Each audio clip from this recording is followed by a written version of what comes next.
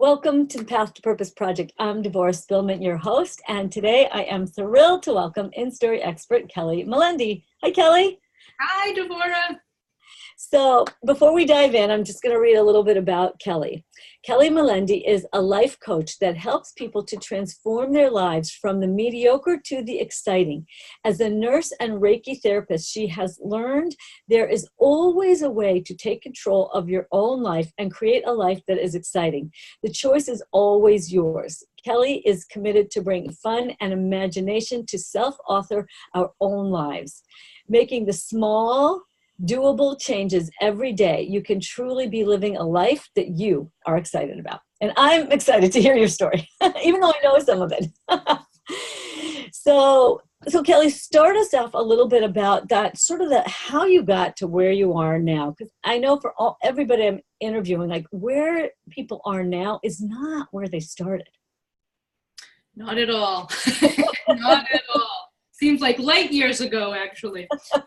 Well, I, like everybody else, was, on that path to find my purpose. I just believe that it was years and years of trying to just find something that resonated with me, find my tribe, find people. I was absolutely convinced that, I was absent from school the day that they gave those purposes out, and there was absolutely no makeup class whatsoever. And I was just going to doom to this life of, everybody else getting to find their purpose, and I was not going to be able to do that. And then, again, I have tried everything from, A to Z, acupuncture. I goes from A to Z. I've tried acupuncture up to, zebra multivitamins, thinking that they would change anything about my life,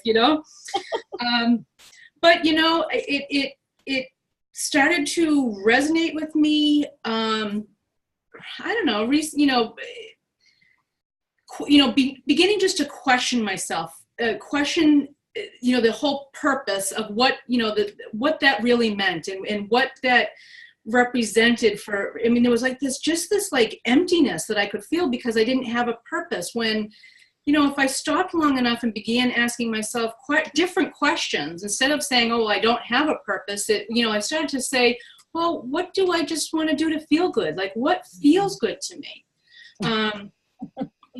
I started off, in the world of, I had a young son and I was a single mom, and, I had a cleaning service for 15 years. And, as I was, in people's homes, and these, big, beautiful homes, and, they had the cars, they had the maids, they had cooks. They had all this stuff. And, even talking to those women of, I thought, okay, if I could make enough money, then I didn't need a purpose, because then I would have money, and talking to some of the women who were, I'm cleaning their homes, and they're like, telling me all these stories about how unhappy they are, and they're on antidepressants, and they had the same insecurities that I had, and they needed to keep up with their kids, mothers, and how they looked, and it was really, a balloon popper, I guess you could say, because I thought, well, if I had enough money, then it would all get better. And now I'm thinking, well, it has nothing to do with money. It has to do more with, again, at that point, still didn't know what it was, but, knowing that it's not money, well, okay, well, then that's, now what do I do? So,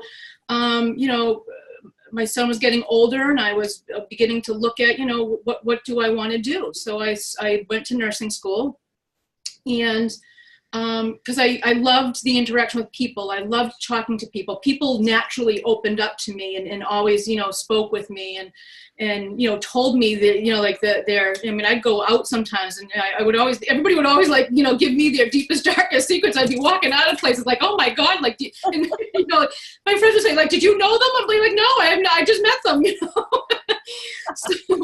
So I kind of naturally went into nursing school thinking, okay, well, that's probably the next step for me. And, in nursing school, I learned about all the things that could go wrong with the body. And I learned all the things that could just, negatively happen to the body. And I learned how to give them pills for these things. And I learned how to, take care of their treatment, their wounds and their this and their that. And, and, got into that arena, and I absolutely loved it, and still love it. But, it got to a point that I wanted to make a different impact. I began questioning myself and saying, I really want to help these people before they get to this point of being, some of these, not all of them, but some of them are choices that they're making. They're making the choice to, they're diabetic, and they're making a choice to drink alcohol, and they're making a choice to continue to smoke, and they're making a choice to have bad eating habits. I'm not saying that it's an easy to not do that, but they're, making these choices, knowing what was going to happen. And, and it was getting to a point where now other people are having to make choices for them because they're unable to do that. And I wanted to make a bigger impact, and I wanted to be able to affect people's life in some way, or who wanted that to be affected in a different way before they got to that point. So I naturally, began to look at, how can I do that? How can I do that? And I started thinking about life coaching, maybe not so much life coaching, but coaching in a way, or just being able to question, like, how to bring that out in another way. And last year, I started In Story, and it was the first place that I felt at home. It was the first tribe of women that I absolutely felt like I belonged here. People wanted to, women, the supportive women in story were wanting, I mattered there. They wanted to see me succeed. They wanted to help me succeed. Like the whole environment and the whole tribe that you've created with In Story was the catalyst that helped me with the confidence and the pushing and nudging, that gentle nudging of yours to just, bring that out into the world and to see what that looked like, and to help some of the other women in Story, and to be helped by them, which was even a bigger thing. I think, as women, we all tend to, we're very good, we're very good at giving, and we're very good at, over, delivering and all that sort of stuff. But I needed to learn the skill that I didn't even know that people needed to learn, as to how to receive help, how to ask for help when you need it, how to, and be okay with that. It didn't mean that I was a bad, woman. It didn't mean I was a bad nurse. It didn't mean I was a bad human being, that I needed help. We all need help, and, at one point I remember saying to you, everybody I talked to about In Story, it's yeah, you know what, we could probably all do it on our own. We could probably, it's going to take 9 times longer, 10 times longer to do it on our own. And it's a heck of a lot more fun to do it with a group of people as an In Story. It's so much more fun to share things and bounce things and have fun while you're learning all these new skills. And because it's a whole new world, and In Story has just absolutely created a safe place for me to bring out my coaching business. As a life coach, I get to help people to create a life that they want. And, to help them go from, again, I almost felt I personally felt guilty for wanting more. I looked out into the world and I said, who am I to say, that I want more? There's people that are starving in the world. There's people who, all these things that are happening. And I felt guilty that I wanted more. I felt guilty that I wanted to make an impact. I felt, like I wanted more than what I had. Or I felt guilty that I just, being a nurse wasn't enough, particularly, because, nursing is such a, business that everybody, oh, you're a nurse, and it's like, I felt guilty that that's not what I really wanted to do. That wasn't the impact that I wanted to make.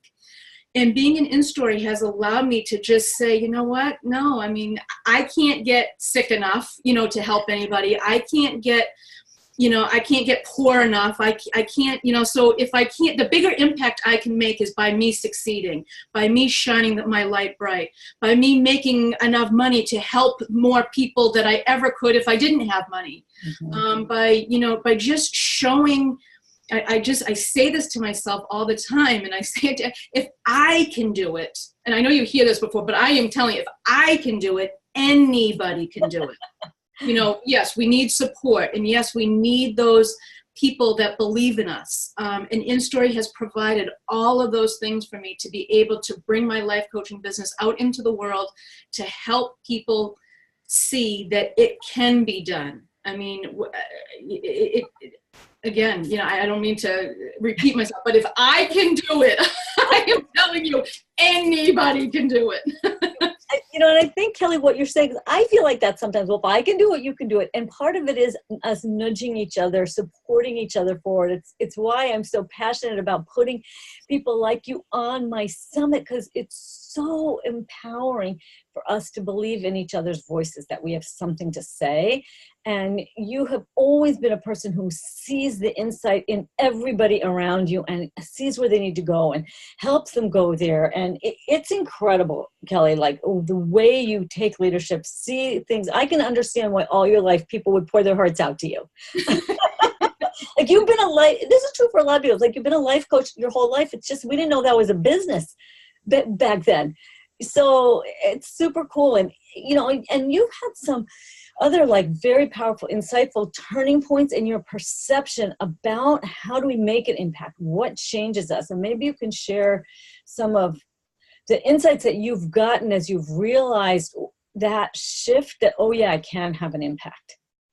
Yeah, I mean, there has been, I have, again, in life, you hear like of all these aha moments that people had. I just was never one that had those. I would be like, at one point I remember saying, I wish I had like a near death experience, because it's like, I just wanted something to happen so that I could just be, like wake up from a coma and all of a sudden I had all the answers, you hear these stories, and it's like, I almost wish for something, God forgive me, but you almost wish for something so that like something could happen, because and I was working so hard at it. I mean, oh my God, how hard I was working at it. And this past year, between joining InStory, and it started by showing up. I showed up, and I've had quite a few aha moments. One of my biggest one was, I was listening to a gentleman talk, and he was talking about, there's nothing more spiritual. You cannot get any more spiritual than you already are. And one of my quests in life was to feel that connection to God, a rock, I didn't even care what it was. It didn't have to be God to me, it was just feeling that I was connected to something that was bigger than myself. I mean, I tried the Bible, I tried Course in Miracles. And again, each one I got closer, but there was still something that just wasn't, I was just trying to make that connection. And actually one of the women in InStory helped me a lot as well with that, identifying just a different way to do that. But hearing, there's nothing more that I have to do to be more spiritual. Something immediately clicked in my head and said, oh my gosh, like I don't have to do anything.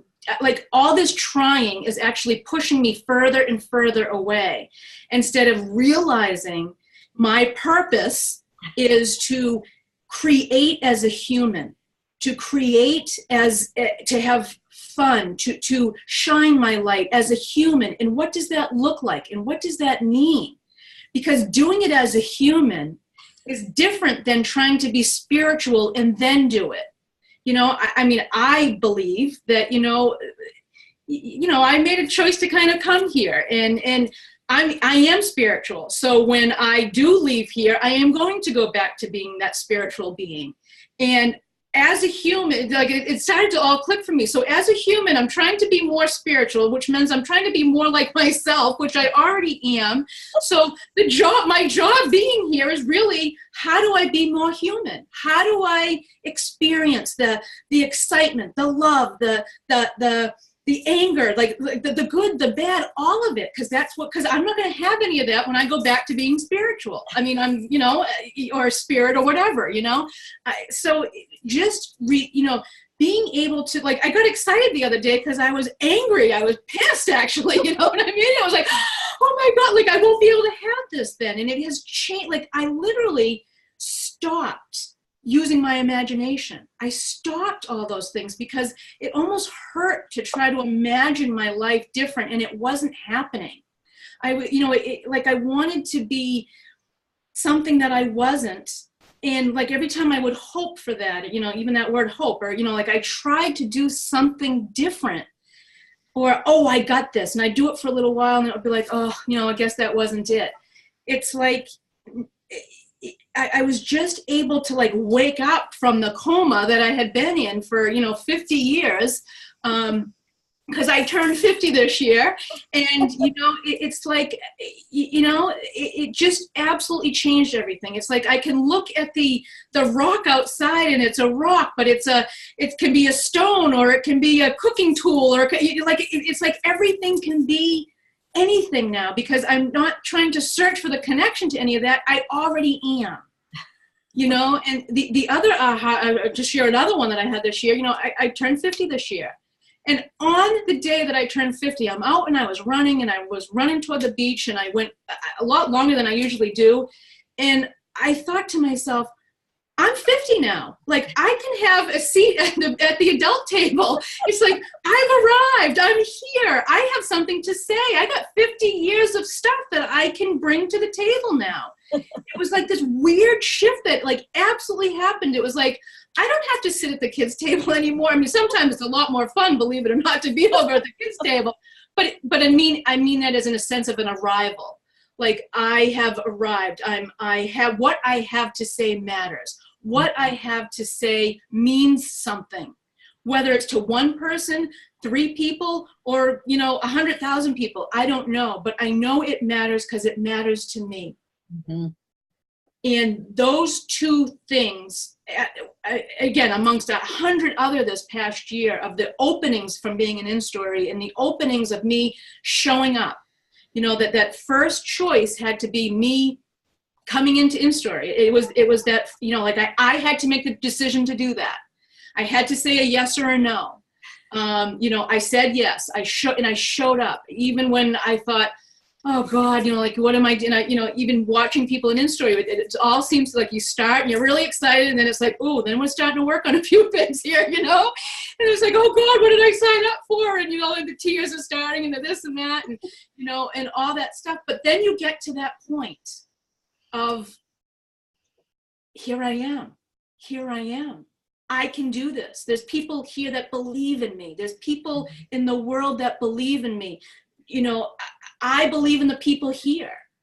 So it's this mutual camaraderie that has brought me the support, I would not be where I am. It has made a huge difference in this group of women has made the biggest impact in my life, that I know the next 20, 30 years of my life are going to be nothing like the 20 and 30 that I had. Not to say they were bad, but I almost, it's like I am now, I'm forward thinking, for 10 years, from the time I was 40 to 50, I just kept looking back, saying, oh, I should have, I could have, I would have, all of that stuff. I wish I didn't. Oh, why didn't I? That whole self beating yourself up. And as a life coach now, I get to say to people, we get to look forward. Creation is forward. It's not backward. Mm-hmm. And I really believe in the bottom of my heart that going forward and focusing forward is creation. Mm-hmm. And looking back is struggle. And I don't want to struggle in life. And you don't have to struggle in life. There's no reason to do that. Life is meant to be fun.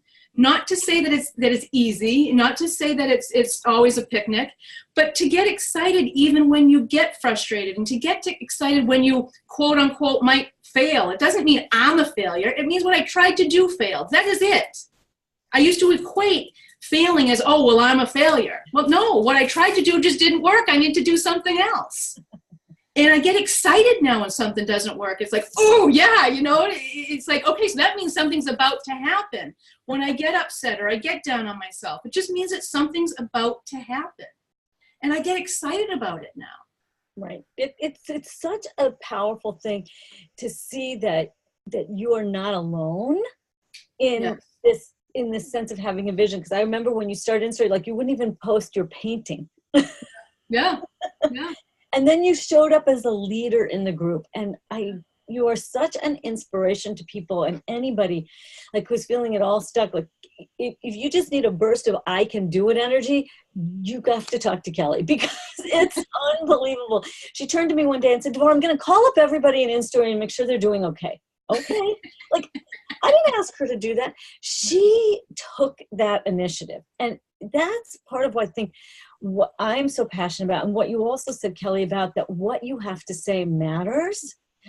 That awareness, and that's so much what this whole summit is about to me, and why I nudge my clients in InStory to come onto the summit, because they almost always go, no way, in the beginning. Like the first summit Kelly was on, and boy, you were so brave to be on that. Well, I think I had just signed up, right? I wasn't even like a week. He said, do you want to do a summit? And I was like, well, yeah, I guess so. I had no idea even what I was going to do or anything.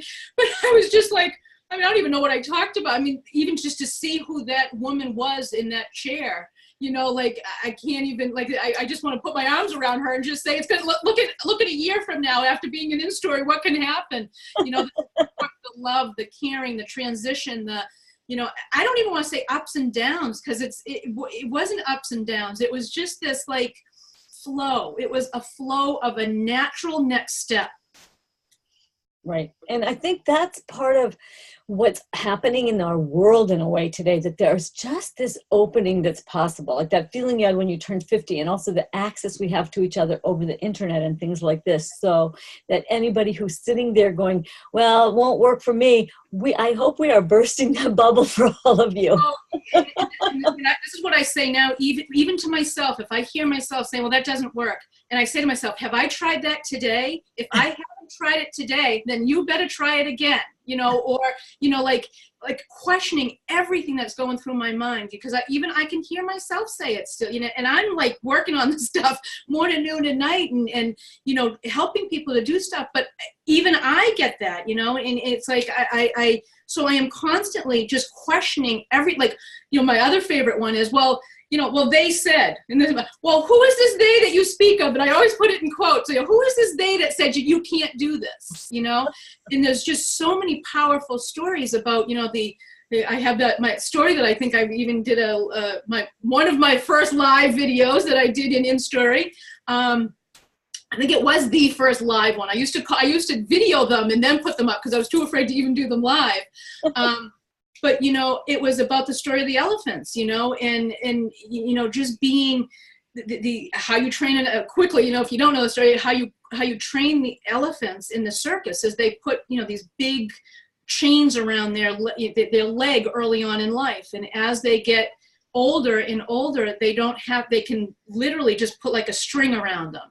And then it gets to a point where they don't even have to do anything. They won't even try to get away. And there was this awful thing that happened that there was a fire in one of the, I don't know where you keep elephants. You say barn, I don't remember where it was. But these poor elephants, they weren't even tied to anything, and they didn't try to get away because they didn't think they could.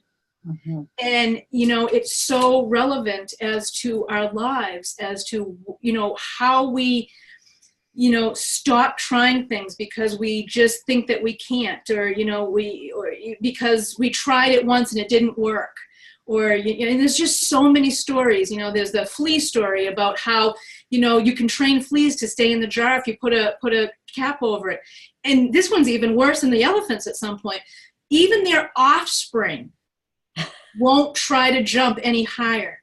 They don't even have to be in their offspring won't even, my camera here is, I'm so sorry, is their offspring won't try to jump.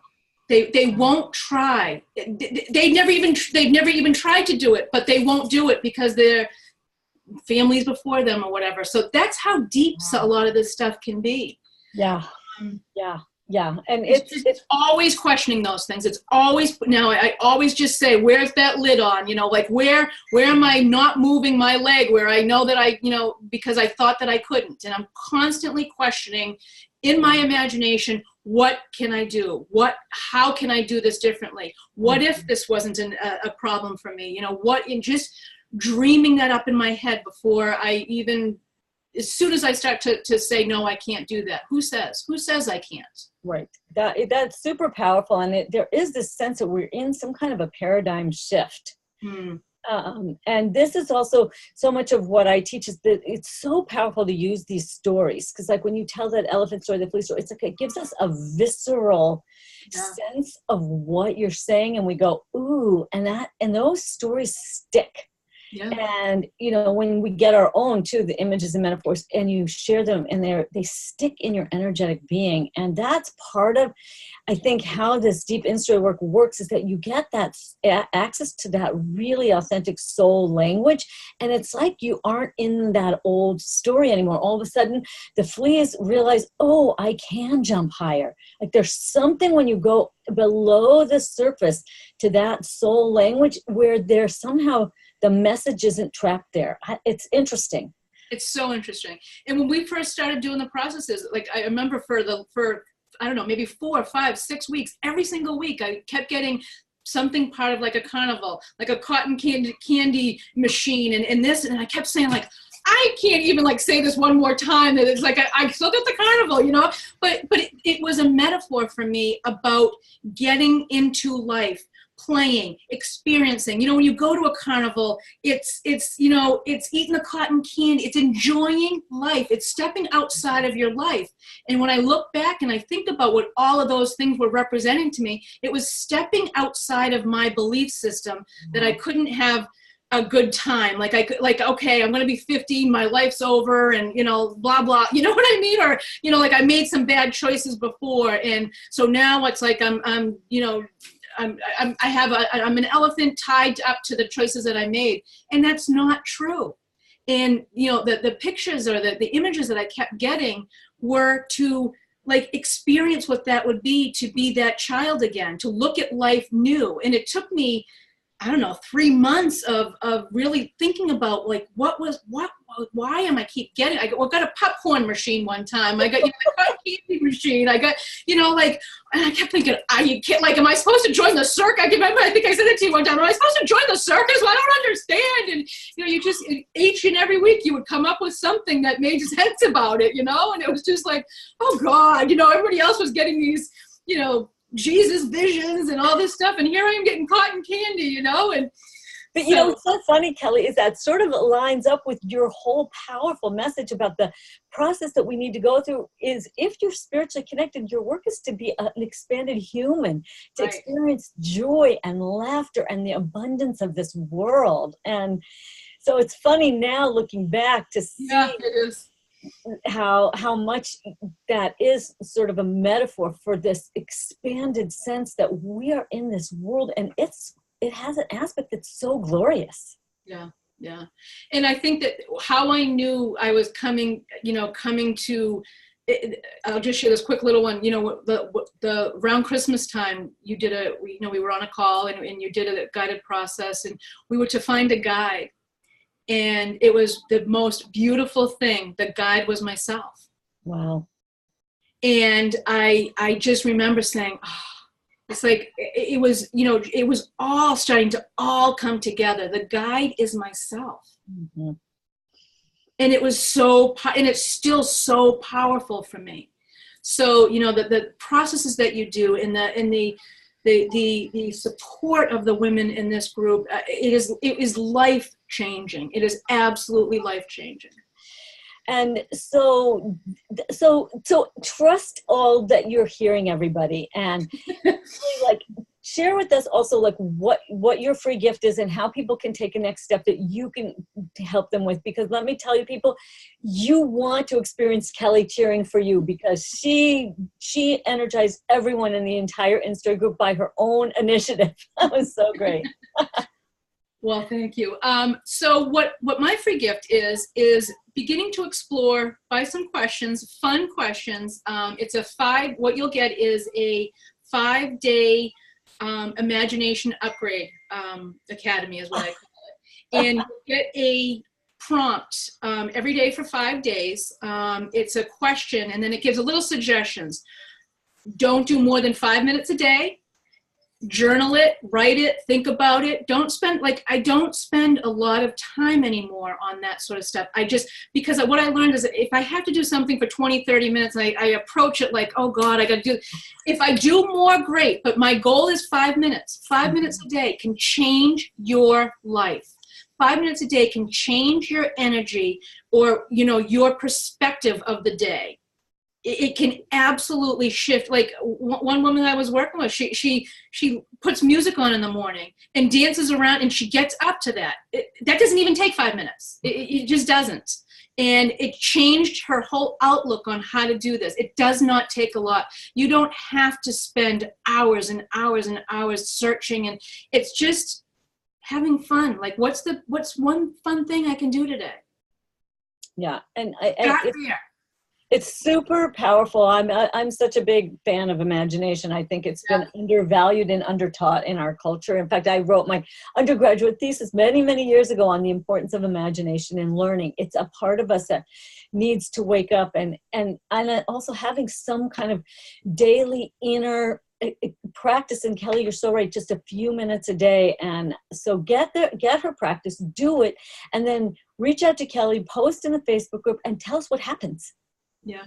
We want to know, like, we want to hold you accountable now that you're going to do it, that you're going to take those 5 days, try it, and let us know what happens. Because that's when you start to see a shift, is if you take an action. And this year for me, my word of the year is action. And we can all read about the stuff. We can all, you can all learn, but it comes to a point where you have to take action. You have to do something. Mm-hmm. Yeah. So that's why you're here. You're watching this. This is an action. If you are watching this video right now, this is an action, and it will inspire you to take a next action. So make that first thing to get Kelly's free gift, and then share with us in the Facebook group. Reach out to Kelly if you feel a connection, and trust yourself. This is part of Kelly's big message, is that her guide is herself. Maybe it's her higher self, if you could call it all different things, but it's that aspect of I really believe everybody has their unique soul story essence. And when you go deep and tap into it, I feel like we don't feel like we're tied by that rope. We don't have a lid on the jar. It gives you access to that expanded realm that I think has been shut down for so many people. Yeah. So Kelly, leave us with a few last words as we wrap up. Well, what if you took one action today to change your life? It's simple. It's not easy sometimes, but it is simple.